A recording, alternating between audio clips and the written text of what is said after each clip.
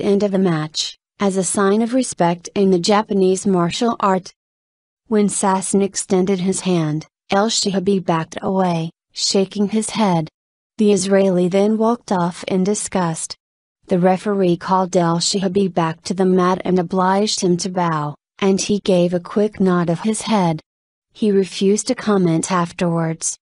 Prior to the fight, El Shihabi had come under pressure from Islamist-leaning and nationalist voices in Egypt to withdraw entirely. One angry follower on Twitter said, "You will shame Islam. If you lose, you will shame an entire nation and yourself. We don't want to think what will happen if you lost to an Israeli.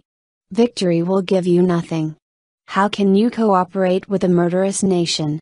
Matats Matar, a TV host in Al-Sharq Islamist-leaning network, had also urged him to pull out.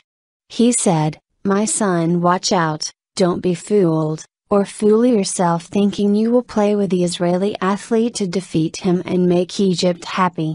Egypt will cry, Egypt will be sad, and you will be seen as a traitor and a normalizer in the eyes of your people." Despite the snub, the International Judo Federation had claimed the fact the fight even went ahead was a major sign of progress. Spokesman Nicholas Messner said, "This is already a big improvement that Arabic countries accept to fight Israel." He added how there was no obligation to shake hands, but to bow is mandatory. He said El Shihabi's attitude will be reviewed after the games to see if any further action should be taken. Sasson later defeated Poland's Maciej Czarnecki, qualifying